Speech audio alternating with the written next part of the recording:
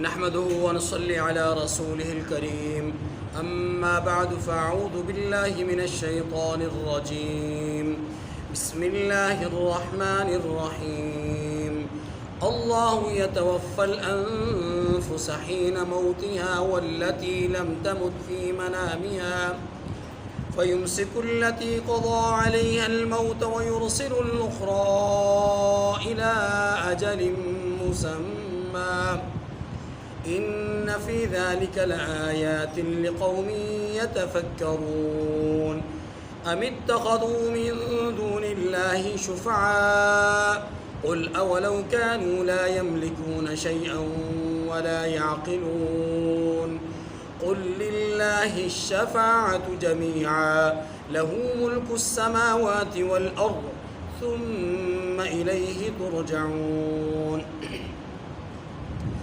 وإذا ذكر الله وحده اشمأزت قلوب الذين لا يؤمنون بالآخرة وإذا ذكر الذين من دونه إذا هم يستبشرون قل اللهم فاطر السماوات والأرض عالم الغيب والشهادة أنت تحكم بين عبادك فيما كانوا فيه يختلفون ولو أن للذين ظلموا ما في الأرض جميعا ومثله معه لافتدوا به من سوء العذاب يوم القيامة وبدا لهم من الله ما لم يكونوا يحتسبون وبدا لهم سيئات ما كسبوا وحاق بهم ما كانوا به يستهزئون فإذا مس الإنسان ضر دعانا ثم إذا خولناه نعمة منا قال إنما أوتيته على علم بل هي فتنة ولكن أكثرهم لا يعلمون قد قالها الذين من قبلهم فما أغنى عنهم ما كانوا يكسبون فأصابهم سيئات ما كسبوا والذين ظلموا من هؤلاء سيصيبهم سيئات ما كسبوا وما هم بمعجزين أولم يعلموا أن الله يبسط الرزق لمن يشاء ويقدر إن في ذلك لآيات لقوم يؤمنون صدق اللہ العظیم۔ سورۃ الزمر کی آیت نمبر 42 سے آیت نمبر 52 تک 11 آیات کریمہ آپ کے سامنے تلاوت ہوئیں۔ ان آیات کریمہ میں نمبر 1 اللہ رب العزت نے اپنی قدرت کو بیان کرتے ہوئے یہ بات ارشاد فرمائی ہے کہ موت اور حیات کے فیصلے میرے ہاتھ میں ہیں۔ نمبر 2 یہ ارشاد فرمایا گیا ہے کہ اللہ کے ہاں کسی کو جبری سفارش کی قطعاً کوئی گنجائش نہیں دی جائے گی، یعنی کوئی جبری سفارش اللہ کے ہاں نہیں کر سکتا۔ نمبر 3 مشرکین کی ایک غلط روش کو بیان کیا گیا کہ جب ان کے سامنے اللہ کے سوا کا ذکر ہوتا ہے تو وہ خوشی خوشی اچھل کر کے اس ذکر سے لطف اندوز ہوتے ہیں، اور جب اکیلے اللہ کا ذکر ہوتا ہے تو ان کے چہرے زنگ آلود ہو جاتے ہیں اور ان کے چہرے جو ہے وہ افسردہ ہو جاتے ہیں۔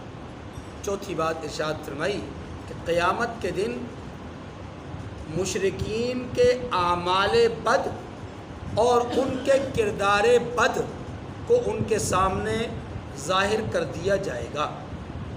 پانچویں بات ارشاد فرمائی کہ اللہ رب العزت کے ہاں جو برے انجام کا فیصلہ ہے وہ برے لوگوں کے لیے ہے۔ اس بات کو سمجھنے کے لیے ماضی کے یا گزشتہ قوموں کے احوال اور حالات اور ان کے جو کھنڈرات ہیں وہ بالکل اس بات کو عیاں اور واضح کرتے ہیں کہ اللہ کے ہاں برے لوگوں کا انجام برا ہی ہوتا ہے۔ چھٹی اور آخری بات ارشاد فرمائی گئی کہ رزق کی وسعت اور تنگی کا اختیار اور دائرہ کار اللہ نے اپنے ہاتھ میں رکھا ہے، کسی کے سپرد نہیں کیا۔ یہ 6 مجموعی طور پر باتیں ہیں جن کا یہاں پر ذکر ہے۔ بات جو پہلی ہے وہ یہ ہے کہ اللہ موت اور حیات کے مالک ہیں۔ آیت کریمہ دیکھیے، پھر اس کے مطالب کو میں عرض کرتا ہوں۔ اللہ یتوفی الانفس حین موتها والتی لم تمت فی منامها فیمسک التی قضى علیها الموت ویرسل الاخرى الى اجل مسمى۔ اللہ لوگوں کے مرنے کے وقت ان کی روحیں قبض کر لیتا ہے، اور جو مرے نہیں ان کی روحیں سوتے میں قبض کر لیتا ہے، پھر جن پر موت کا حکم کر چکتا ہے ان کو روک رکھتا ہے، اور باقی روحوں کو ایک وقت مقرر تک کے لیے چھوڑ دیتا ہے۔ توجہ فرمائیے، اس پیراگراف میں، اس آیت کریمہ میں جو بات سمجھائی جا رہی ہے وہ یہ سمجھائی جا رہی ہے کہ اللہ رب العزت جس شخص کے لیے موت کا فیصلہ فرماتے ہیں اس کی روح کو قبض کر لیتے ہیں۔ یہ عام بیداری کی حالت کی موت کی بات بتا رہے ہیں کہ جب انسان حالت نوم میں نہیں ہوتا، سویا ہوا نہیں ہوتا، بیداری کی حالت میں ہوتا ہے، کا وقت مقررہ آ چکتا ہے، تو ایسے میں اللہ کی طرف سے اس کی روح قبض کرنے کا فیصلہ ہو جاتا ہے۔ یہ ایک بات۔ پہلی بات بہت واضح ہے، بہت بدیہی ہے، اس کی تفسیر اور تشریح کی ضرورت نہیں ہے کہ جب انسان کی موت کا وقت آتا ہے تو اس کی روح اس کے جسم سے نکال دی جاتی ہے۔ اس میں تو کوئی ایسی سمجھنے والی بات نہیں ہے۔ دوسری بات کہ جب انسان سوتا ہے تو اس کی روح لے لی جاتی ہے، پھر اگر اس کی موت کا وقت اسی حالت میں مقرر کیا ہوتا ہے تو روح واپس نہیں لوٹائی جاتی، لیکن اگر اس کی موت کا وقت ابھی مقرر نہیں ہے، اس کا وقت اجل ابھی بعد میں ہے، اس کی روح کو واپس لوٹا دیا جاتا ہے۔ تو معنی اس کا یہ ہوا کہ موت کے وقت انسان کی روح کو نکال دیا جاتا ہے، پھر لوٹایا جاتا ہے یا نہیں لوٹایا جاتا۔ اب سوال یہ ہے کہ کیا مرتے وقت انسان، یعنی سوتے وقت انسان کی روح جو ہے وہ نکل جاتی ہے؟ واقعی اگر نکل جاتی ہے تو اس کی نبض کیوں چل رہی ہوتی ہے، وہ سانس کیوں لے رہا ہوتا ہے؟ اگر روح نکال دی جاتی ہے تو پھر یہ سب کچھ کیوں ہوتا ہے؟ اس کا جواب سمجھنے کے لیے آپ یہ سمجھیے کہ علماء لکھتے ہیں کہ انسان کے اندر اللہ تبارک و تعالیٰ کی طرف سے 2 طرح کی روحیں ہوتی ہیں، ایک روح حیوانی ہے، دوسری روح الہی ہے۔ روح حیوانی رحم مادر میں جب قطرہ آب جاتا ہے تو تب سے اللہ کی طرف سے روح حیوانی اس میں آ جاتی ہے، روح حیوانی آ جاتی ہے، اور یہ مسلسل اس آدمی کے، اس بچے کی، اس پانی کی حالت سے لے کر کے موت کی حالت تک مسلسل اس کے ساتھ رہتی ہے، یہ اس سے الگ نہیں ہوتی۔ یہ روح حیوانی ہے، یہ روح حیوانی ہے۔ اور یہ جب انسان مرتا ہے تو اس وقت اللہ اس کی پوری روح کو لے لیتے ہیں، یعنی روح حیوانی، روح الہی، دونوں کو اللہ لے لیتے ہیں۔ دوسری روح الہی ہے۔ روح الہی اللہ تبارک و تعالیٰ کی طرف سے انسان میں، بچے میں اس وقت پیدا ہوتی ہے جب 4 ماہ کی مدت پوری ہو جاتی ہے۔ جب بچے کی قطرہ آب سے لے کر کے اس پورے پروسیس میں 4 مہینے لگ جاتے ہیں، 4 مہینے کی تکمیل 3 چلے کے بعد، طارق بھائی 3 چلے کے بعد اللہ کی طرف سے روح الہی کے آنے کا فیصلہ ہو جاتا ہے۔ اب روح الہی آتی ہے، اب دونوں روحیں اس میں آ جاتی ہیں، اور یہ اب تمام اور ایک کامل انسان کی صورت اختیار کر جاتا ہے۔ یہی وجہ ہے، آپ سمجھیے، فقہا نے یہ لکھا ہے کہ اگر کوئی عذر شرعی ہو، کوئی خاطر خواہ کوئی عذر شرعی ہو، تو جو ماں کے پیٹ میں یہ جو 4 ماہ کی مدت سے پہلے کا جو ناتمام بچہ ہے، اس ناتمام بچے کو شرعی عذر سے ضائع کرنے کی گنجائش موجود ہے۔ اسقاط کی گنجائش، اسقاط حمل اس کو کہتے ہیں، اسقاط حمل کی گنجائش موجود ہے 4 ماہ سے پہلے، لیکن جو ہی 4 ماہ کی مدت پوری ہو جائے تو اب گنجائش روح الہی آ جاتی ہے، اب یہ انسان مکمل ہو جاتا ہے، اور جب انسان مکمل ہو جائے تو پھر اس میں اب اگر کوئی آدمی کسی بھی وجہ سے اس کو جو ہے وہ ضائع کرے گا تو یہ ایک انسان کا قتل ہوگا۔ حالانکہ ڈاکٹرز یہ کہتے ہیں کہ جب یہ خون کا جو معاملہ ہے جب یہ جمع ہوتا ہے اور گوشت کا ایک لوتھڑا بنتا ہے، یہ پہلے چلنے کے بعد بن جاتا ہے۔ ڈاکٹرز یہ کہتے ہیں کہ اس حالت میں اس کے اندر روح ہوتی ہے، اس کے اندر حرکات و سکنات ہوتی ہیں، تو اس کے اندر روح ہوتی ہے، یعنی وہ حرکت کرتا ہے، وہ جو ہے وہ کسی طرح سے اس کے اندر جو ہے وہ روح نظر آتی ہے، دھڑکتا ہے وہ۔ میں نے عرض کیا کہ دو قسم کی روح ہیں، ایک روح حیوانی، دوسری روح ہے، اب سمجھیے اسی بات کو سمجھیے کہ جب انسان سوتا ہے تو اللہ فرماتے ہیں ہم اس کی روح نکال دیتے ہیں۔ النوم اخو الموت، رسول اللہ صلی اللہ علیہ وسلم نے فرمایا نیند موت کی بہن ہے، مطلب نیند موت کی طرح ہے۔ کیا مطلب؟ کہ جیسے مرتے وقت انسان کے جسم سے روح نکال دی جاتی ہے، ایسے ہی حالت نوم میں یعنی سونے کی حالت میں بھی روح نکال دی۔ اب یہ کون سی روح نکلتی ہے اس کو سمجھیں۔ یہ روح نکلتی ہے روح الہی۔ روح حیوانی انسان کے بدن میں ہوتی ہے، یہی وجہ ہے کہ وہ حرکت کر رہا ہوتا ہے، وہ کروٹ لے رہا ہوتا ہے، وہ سانس لے رہا ہوتا ہے، اس کی نبض حرکت کر رہی ہوتی ہے، یہ ساری چیزیں روح حیوانی موجود ہوتی ہے، روح الہی نکل جاتی ہے۔ اب اللہ یہ کہتے ہیں کہ اگر ہم چاہتے ہیں، اس کا وقت مقرر ہو چکا ہوتا ہے یا اس کا وقت اجل آ چکا ہوتا ہے اسی نوم کی حالت میں، تو ہم وہ جو روح ہے نا جس کو روح الہی کہا جاتا ہے، جو نکال دی گئی ہے اسے واپس نہیں لوٹاتے، اسے واپس، بلکہ اس کو تو نکال دیا پہلے ہی، ساتھ ساتھ روح حیوانی کو بھی نکالنے کا فیصلہ کر دیتے، لیکن اگر اس کی ابھی مدت اجل باقی ہے تو ہم وہ روح الہی بھی واپس لوٹا دیتے ہیں۔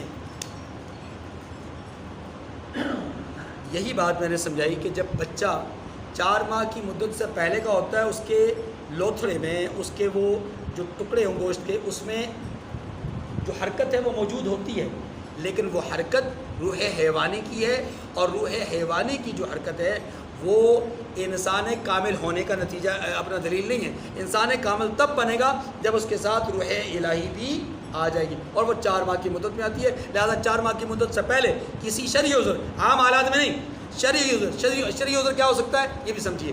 اگر عورت کی جان کو خطرہ ہو یا اسی بچے کی جان کو خطرہ ہو، ایسے حال میں 4 ماہ سے پہلے اس بچے کو یعنی اس کو ساقط کرنا، اس کی شرعاً گنجائش موجود ہے، وہ بھی میں نے عرض کیا کہ انتہائی شرعی عذر ہو، اگر نہیں تو پھر اس کی بھی گنجائش ہے، عام حالات میں تو گنجائش ہے ہی نہیں نا، لیکن جب 4 ماہ کی مدت پوری ہو جائے، چاہے شرعی عذر ہے یا نہیں، اب وہ ایسے ہی چلے گا، چاہے وہ ڈاکٹر یہ کہے کہ جناب 15 دن کے بعد بچہ ضائع ہو جائے، کوئی بات نہیں، اب 15 دن انتظار کریں۔ اب یہ قدرتی طور پہ ضائع ہوگا تو ہوگا، خود آپ ضائع نہیں کر سکتے، ورنہ قتل نفس کا اللہ کی طرف سے آپ کے اوپر کیا ہوگا، ایک گناہ ہوگا۔ اتنی بات سمجھ گئی؟ اب اس آیت کریمہ کو دیکھیے، اس آیت کریمہ میں اللہ پاک نے پہلی بات یہ ارشاد فرمائی کہ اللہ مرتے وقت لوگوں کی روحوں کو قبض کر لیتا ہے، یعنی حالت بیداری میں، ایک بات۔ دوسری بات، اور جو مرے نہیں ان کی روحیں سوتے میں قبض کرتا ہے، یعنی معنی یہ ہے کہ جو اس حالت بیداری میں نہیں مرتے، یعنی ان کی موت کا وقت یہ نہیں لکھا ہوتا، حالت نوم میں لکھا ہوتا، تو حالت نوم میں ان کی روح قبض کر لیتا ہے۔ پھر حالت نوم میں جن کی روح قبض ہوتی ہے ان کی 2 قسمیں، ایک وہ لوگ ہیں کہ جن کی روحوں کو واپس نہیں لوٹایا جاتا کیونکہ ان کی حقیقی موت کا وقت یہی لکھا ہوتا ہے، ان کی روح واپس نہیں آتی، یعنی روح الہی واپس نہیں آتی، روح جو حیوانی ہے ان کے بدن میں موجود رہتی ہے۔ نمبر 2، اگر وقت مقرر ان کا نہیں آیا ہوتا اللہ ان کی روح الہی کو واپس لوٹا دیتے ہیں، یعنی روح کی دوسری قسم کو واپس لوٹا دیتے ہیں تاکہ یہ اپنے وقت مقرر تک جی سکیں، زندگی گزار سکیں۔ ان فی ذلک لآیات لقوم یتفکرون، جو لوگ فکر کرتے ہیں ان کے لیے اس میں نشانیاں۔ اب یہاں جو بات بیان کی گئی ہے وہ عام سنت اللہ بیان کی گئی، عام عادت بیان کی گئی، عام طریقہ بیان کی گئی۔ عام عادت اللہ کی یہی ہے کہ کسی کی روح مکمل طور پہ قبض کر لے دونوں روحوں کو تو واپس نہیں بیچتا، واپس نہیں لوٹاتا، یہی عادت ہے۔ لیکن کبھی کبھی اللہ خرق عادت سے ہٹ کر اپنی قدرت کا اظہار کرنے کے لیے معجزاتی طور پر اس طرح کے واقعات روح نما کر دیتا ہے تاکہ لوگوں کے اوپر حقائق ظاہر ہو جائیں۔ اب ابراہیم علیہ السلام کا وہ واقعہ، 4 پرندوں کو ذبح کر کے قیمہ بنا کر کے ان کو واپس بلانے کا واقعہ، وہ ان کا زندہ ہو کر واپس آ جاتا ہے، یہ سارے واقعات ہمارے سامنے زندگی اور موت کے ہی سمجھانے کے واقعات ہیں۔ تو یہ واقعات، یا پھر وہ گائے کا ذبح کر کے ایک مردہ کے اوپر لگا دینا، مقتول کے اوپر لگا دینا، مقتول کا زندہ ہو کر کے اپنے قاتل کا اتا پتہ بتا دینا، یہ سارے واقعات ہمارے سامنے۔ تو یاد رکھیے یہ جو واقعات ہیں یہ سارے واقعات قدرت الہی ہیں، جو بات یہاں پر کی گئی ہے وہ عادت الہی ہے، اور عادت الہی اور قدرت الہی دو الگ الگ باتیں ہیں۔ یا قدرت کا انکار نہیں ہے، عادت کو بیان کیا گیا ہے، اور ہم نے سمجھنی عادت ہے، ہم نے اس وقت قدرت کو نہیں سمجھنا۔ جہاں قدرت کو سمجھنے کی ضرورت ہوگی وہاں اللہ اپنی قدرت کو بیان کریں گے، ٹھیک ہے جی۔ ان فی ذلک لآیات لقوم یتفکرون، جو لوگ فکر کرتے ہیں ان کے لیے اس میں نشانیاں ہیں۔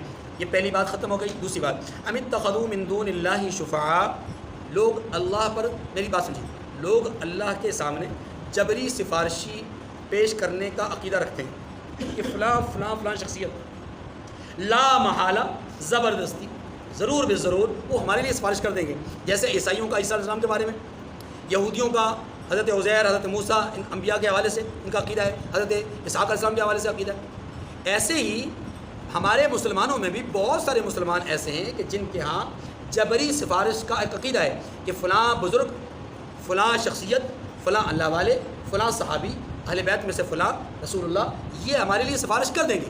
لا محالہ انہوں سفارش کرنی ہے جی، ہم جو ان کا ماننے والے ہیں۔ یاد رکھیے یہ جو ہمارا طرز عمل ہے نا کہ وہ لازماً سفارش کریں گے، اس کو کہتے ہیں جبری سفارش، اور جبری سفارش اللہ کے یہاں کسی کی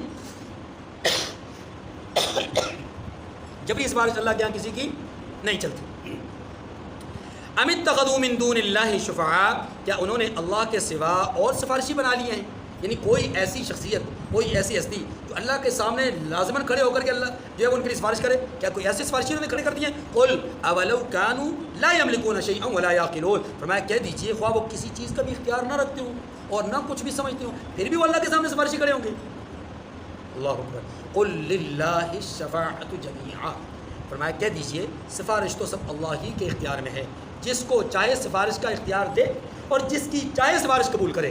دو باتیں، ایک ہے سفارش کا اختیار جس کو چاہے وہ دے گا، ہماری مرضی سے کوئی سفارشی کھڑا نہیں ہو سکتا، اللہ کی مرضی سے کھڑا ہوگا، ایک بات۔ دوسری بات یہ کہ اللہ کی مرضی سے بھی جو سفارشی کھڑا ہوگا وہ اللہ کی مرضی کے مطابق سفارش کرے گا، میری اور آپ کی چاہت کے مطابق سفارش کیوں؟ اس لیے کہ لہو ملک السماوات والارض، اسی کے لیے آسمانوں اور زمین کی بادشاہت ہے، ہر چیز اس کے دائرہ اختیار میں، تم الیہ ترجعون، پھر تم اسی کی طرف لوٹ کر جاؤ گے۔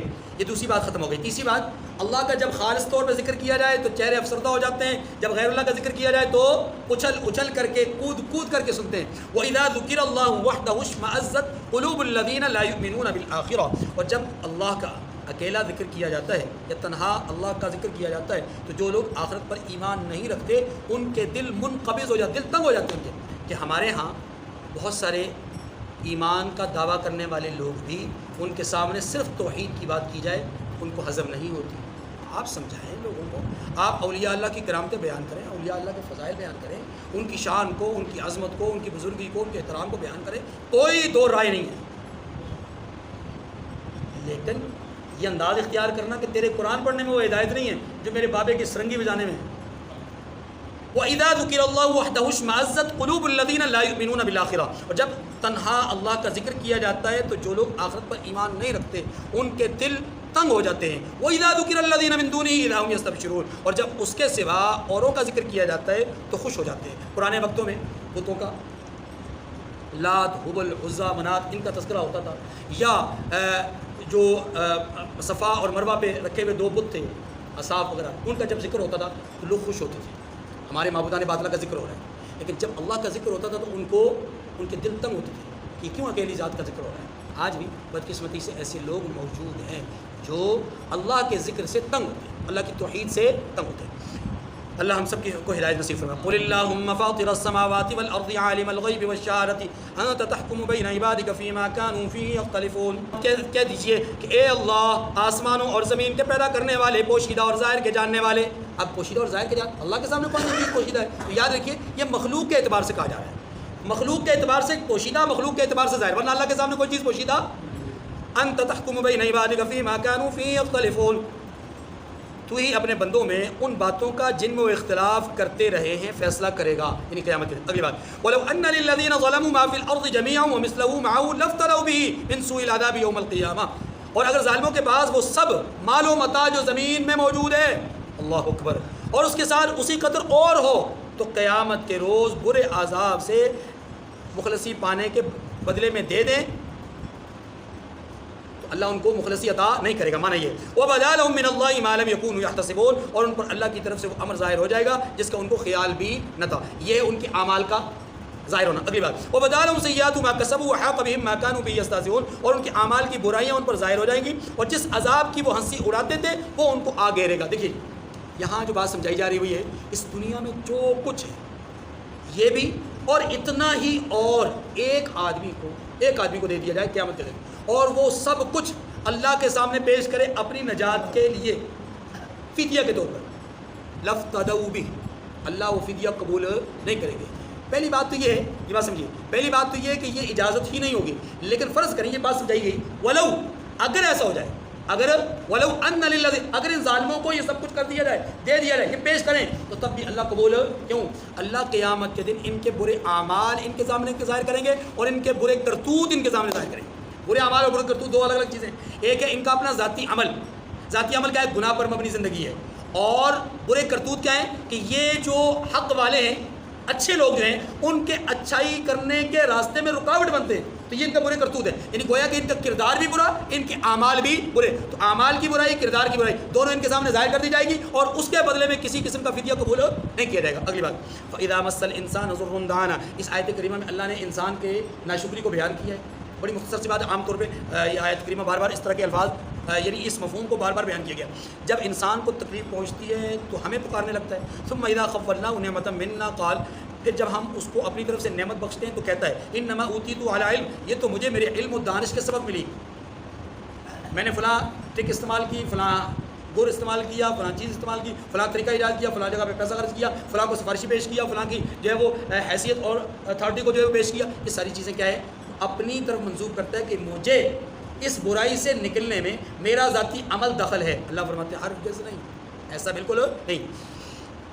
بل ہی فتنۃ ولکن اکثرهم لا یعلمون, بلکہ وہ آزمائش ہے. کون سی آزمائش؟ اس کی عقل, اس کا جو منصب ہے, یا اس کے کسی جاننے والے کا جو منصب ہے, یہ ساری چیزیں کیا ہے, اس کی دولت, یہ سب کچھ آزمائش ہے. ولکن اکثرهم لا یعلمون, مگر ان میں سے اکثر لوگ جانتے. دیکھیے اس دنیا میں جو لوگ یہ سمجھتے ہیں کہ ہمیں نجات مل رہی ہے فلاں فلاں چیز کی وجہ سے, تو یہی چیز اس آدمی کے جس نے آپ کی سفارش کی اور آپ کو نجات مل گئی, اس نے اپنے بیٹے کی سفارش کی اور اس کو نجات نہیں مل سکی.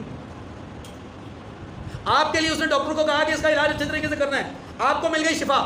اس نے اپنے بیٹے کے لیے اسی ڈاکٹر کو کہا جو لگتا ہے میں لگاؤں گا, میرے بیٹے کو شفا مل لیجیے, نہیں ملی. تو معلوم یہ ہوا نہ سفارش کام آئی, نہ ڈاکٹر کام آیا, نہ علاج کام آیا, نہ ہاسپٹل کام آیا. کام کیا ہے؟ اللہ کی مرضی. اگر اللہ کی مرضی نہ ہوتی, یہاں پر صرف بندے کا ہی اختیار ہوتا, اپنی صلاحیتیں ہوتی, تو جس نے آپ کے حق میں سفارش کی اس کے اپنے بیٹے کے حق میں تو بدرجہ اولا قبول ہونی چاہیے تھی. دیکھیے آگے فرمایا قد قالها الذين من قبلهم فما اغنى عنهم ما كانوا يكسبون, جو لوگ ان سے پہلے تھے وہ بھی یہی کہا کرتے تھے. یعنی آپ نے دیکھا قارون نے کیا کہا تھا, انما اوتیت علی علم, یہ جو مال مجھے دیا گیا, مجھے جو مال ملا, یہ مال تو میرے علم کی وجہ سے, میری صلاحیتوں کی وجہ سے ملا ہے. لوگوں نے کہا نا کہ ولا تنس نصیبک من الدنیا واحسن کما احسن اللہ, جو اللہ نے تیرے ساتھ اچھائی کا معاملہ کیا تو بھی اللہ کے راستے میں اچھائی کا طریقہ اختیار کر, یعنی خدمت خلق کر, اپنے مال کو لوگوں کے اوپر خرچ کر. تو اس نے کیا کہا انما اوتیت علی علم, رب نے کہا دیا, یہ تو میں نے اپنی محنت سے حاصل کیا.